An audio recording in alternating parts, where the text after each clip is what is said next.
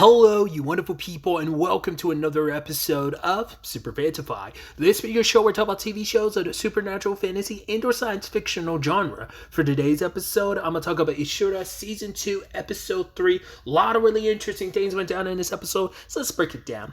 Maybe I'm misremembering, but it feels like we're talking about more stuff bleeding over from the distant world this season. Because last season, it was mainly about, well, you have your visitors like Sojiro and Dekai being the only visitors. To my recollection, maybe there were others, but now we're kind of getting into not only people, but also like tools and knowledge from the other, because obviously last episode it kind of got brought up like about the knowledge of like germs and kind of like infections and stuff like that, how that kind of correlated to vampirism and stuff. But now we're talking about guns, as it makes sense when you have two places about to duke it out, the old kingdom loyalists versus Horatia, and you have that guy who's like an arms dealer being like, yo, I'm selling to all these different people, and he talks about like, oh, the best opportunity is kind of sell to everybody, and it's like that's a war profiteer for you, like at its finest, kind of maximum stuff. And for him, it's like, this isn't enough. He's like, I need something to really spark a war. So it makes sense. The largest profits. I don't know if that's all he's trying to get out of it. It seems like it is, whoever that guy is we met, that gun seller. But yeah, they're selling guns to people, and they've showed off the destructive power. And they reference Alice because he is one of the few people we've seen in this world use a gun. And they talk about he used it to kill like Toroa the Awful. So that ties into the first chunk of the episode where this guy is going off after the enchanted swords that Toroa had. Because they were referencing Alice, and I was like, we definitely don't remember. Alice definitely didn't kill anyone named Toroa last season, but it's like, well, this happened 4 years ago. So, but it's like, oh, like, there's a lot of enchanted weapons and they're kind of cursed, and Toroa kind of shows up like the Grim Reaper and proceeds to mass murder everyone there. It kind of gave me, there's plenty of characters, not plenty, but there's a handful of characters you can think of that utilize like the multiple weapons thing. Wasn't there like a version of Odin in one of the Final Fantasy games that summoned a whole bunch of swords? No, maybe it wasn't Odin. There was a person in, I want to say it was one of the summons in Final Fantasy VIII that had that ability. He'd be surrounded by a whole bunch of swords. The other example I think of is like Noctis. Noctis has all those like weapons. He has multiple weapons he can utilize, but obviously it's fully represented with like the royal arms, because they're not just swords. There's like a giant shurikens one, an axe, a trident. Like they run the gambit of weapons. So it kind of definitely gives me a lot of Noctis vibes, but these specifically being like these enchanted weapons. But we found out a little bit more about Toroa. It's kind of a mantle that's passed down, because the current one is Yakon, which he's a dwarf, but it seems like they're doing that thing of like, just because you're a dwarf doesn't mean you're tiny. This is kind of like, well, because his dad was on the smaller side, but Yakon's on a bigger side, so not less like, I was about to say not less he's adopted or something, not less dwarves kind of, in this continuity, not that they're saying like dwarves get smaller the older they get, so maybe his dad was massive and then grew smaller, or like I said, Yakon could be like adopted or whatever. I think it's interesting because his dad was saying this whole conversation about how, because he's so kind-hearted, basically he can't fully utilize enchanted weapons because they try to impose their will on him, and that in turn like screws up his technique. So for him it's like, well, I won't kind of submit to their will, I'll kind of just stick to my own will. But he wants to take up the mantle, but his father's like, no, let me be the last Toroa.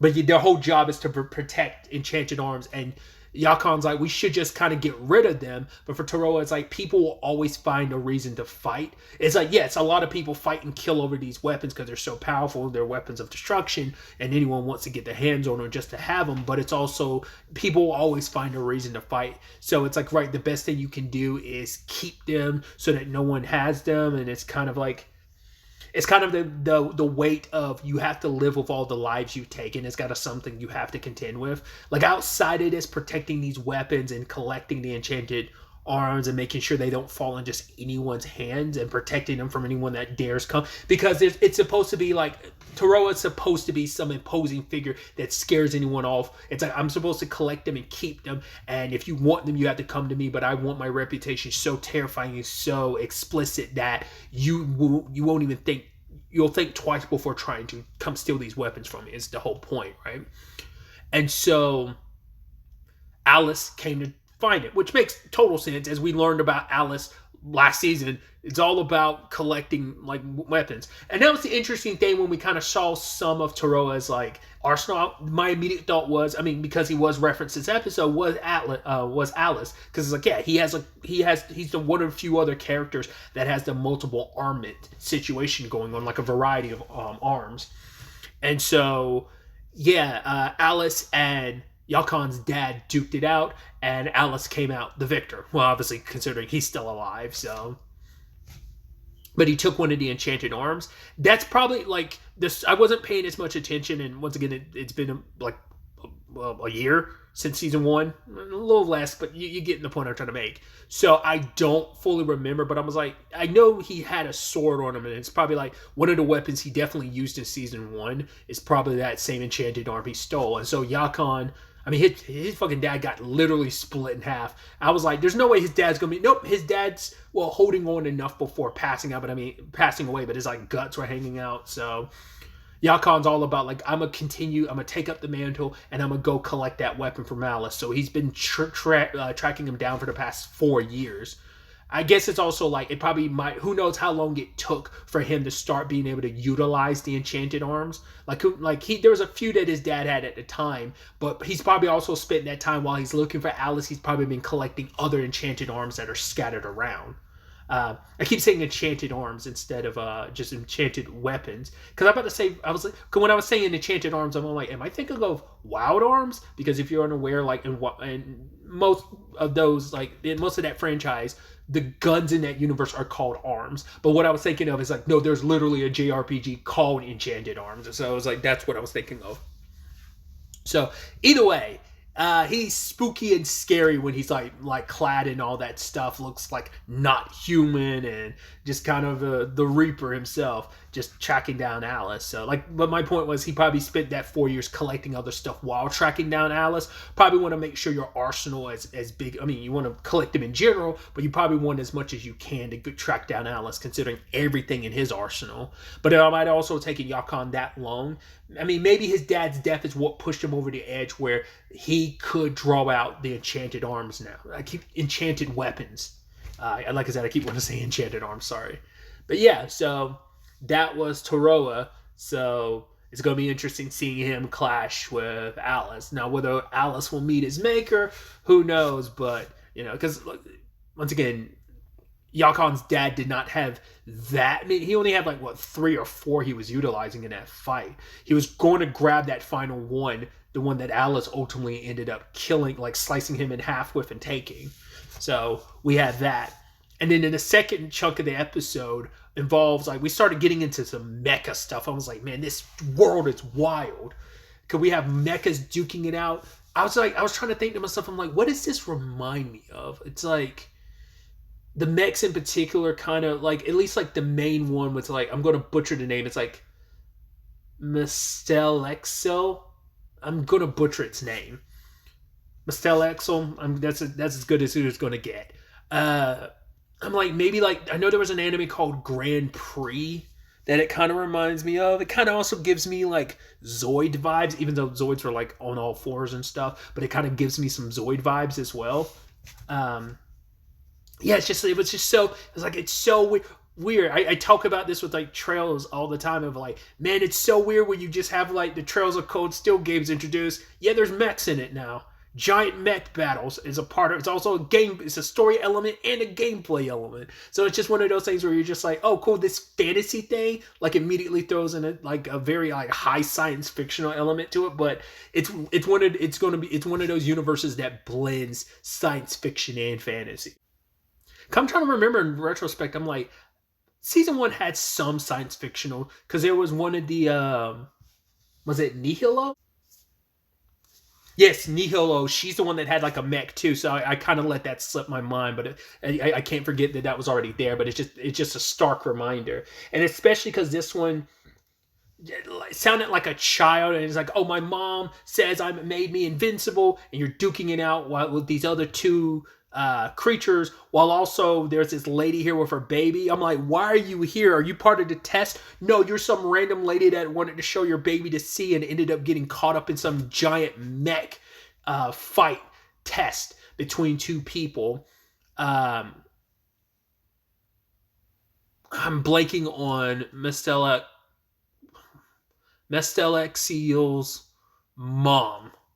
It's like Kiyazua or something like that. I'm butchering it, but uh, I was about to, because it's two different names. Could we find out like the name is actually like it's Mestel and was it Exo? Because it's technically two entities in one, working as one. Because there's the robot armor itself, and then inside controlling all of this is a homunculus. The way the mother explained it, it was kind of like, because no visitor from the distant world can use word arts, but she was like, basically a scholar, I think, from the distant world came here and used craft arts or whatever to make it so that this robot can use word arts. So that's why I was like, how you go about, I guess the scholar had something to do with the homunculi specifically. Because I believe Mestel is the suit of armor, the robot bit, and then Exil is the homunculus inside, and they work in tandem where it's like you have to kill them in such quick succession because and you can't kill them in the same time because basically there are four stipulations. Basically, this thing also works like, if you're familiar with DC Comics, it works like Doomsday. The more you kill it, the stronger it comes back because it adapts to like, oh, now I have this countermeasure against the thing that you previously killed me with. So, and if one dies, the other one can resurrect, but also they can kind of like resurrect each other. Like the armor both of them ended up at the bottom of the water sinking, and then one summoned itself up above the sky and then summoned up the armor. That they can all both recreate each other at any moment, but also they cannot be killed at the same time. It's like, that's why this thing is kind of considered invincible. But it has like this childlike wonderment to it that the entire time it's doing the evil laugh, like ha ha ha ha ha ha, this is my fight and I'm winning, and proceeds to destroy everything, including that last creature getting literally Gatling gunned to death. So very, very interesting. And I was really surprised when the mother was like, oh, we're going to fight your next opponent, the Particle Storm. I was like, ooh, this is a great opponent for the Particle Storm, because I'm like, this thing strips them of everything until they're nothing but blood, and even sucks that up. So I was like, how do you fare against the Particle Storm? I mean, considering you can adapt and stuff, and you're kind of like almost invincible.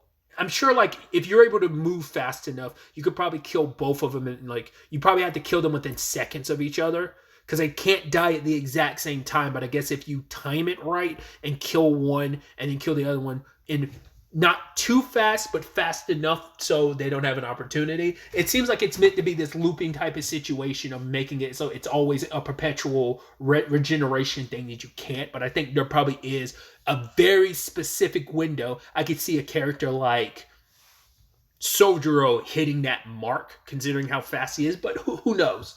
We have no idea what the pairings of these fights are going to be. And I mean, once again, I didn't even cross my mind that, oh, this thing would duke it out with the Particle Storm. And I could see it, I could see Mestelexil, like I said, I'm struggling with that every time, being the one that kills the Particle Storm. But who knows? Which the Particle Storm is the next episode. It's going to be a two-parter, well, at least a two-parter from what we've seen. So, and maybe we'll also get some backstory on the Particle Storm next episode as well. But it is an interesting being, this mech and homunculi, where it's just kind of like it's its own entity, because it kind of, it feels like it's almost this world's version of an AI, of artificial intelligence. The homunculi and arm, like it is the blending of magic and science. But also, like, it got the flower from that woman's child, and the mother took its mom took it and was like, hey, you gotta be more delicate with that. And she put it in like a bottle or vase or whatever with a top and gave it to. So the child is all about like the wonderment and stuff and kind of enjoying life, but also being like, yeah, I'm my mom's best. I'm the best. I'm so strong. So it's ultimately going to be tragic when that thing ultimately dies, because it's actually really tragic when anyone died last season. It is what it is, but it's just kind of like the nature of the story of like, you want to get attached to these characters, but you also don't want to get too attached because they can get got at any moment in time by any other opponent. So it's always going to be a question of when. And like I said, I'm so curious because most of this cast so far, in the opening, in the ending, throughout the episodes, it's mainly new characters. So we have no idea what our old characters, with the exception of like Sojiro's still kicking it with Horatio. You'd assume as well. So like other than that, like, and some others we've seen sprinkled in. But I'd assume the episode orders also seem to be based on, like, if you look at the outro, based in the order that everyone appears in the outro, kind of implies like it'll be like that's going to be like the order of the episodes, I guess. So that's going to be interesting to see. But I'm excited to see where the next episode takes us, whether it is a duel or brawl between the Particle Storm and Mestelexil. Like I said, I have to sound it out, and I'm still butchering it. But yeah, I'm excited to see where the next episode takes us with this and everything else, and what new character we get introduced to, and what new situations and circumstances as we're like slowly building out some of this stuff in the background, because we are 3 days away from Calamity. Once again, whatever the hell that means. So, but maybe that's going to play into what that arms dealer at the beginning wanted. Like maybe this Calamity thing, whatever it is going to be the thing that it's the very spark to start the war that they wanted. But we'll ultimately have to wait to see where it all takes this next episode. But really, that's all I wanted to talk about. Till the next time we meet, be happy, be safe, live life to the fullest, and enjoy it. Good day and goodbye.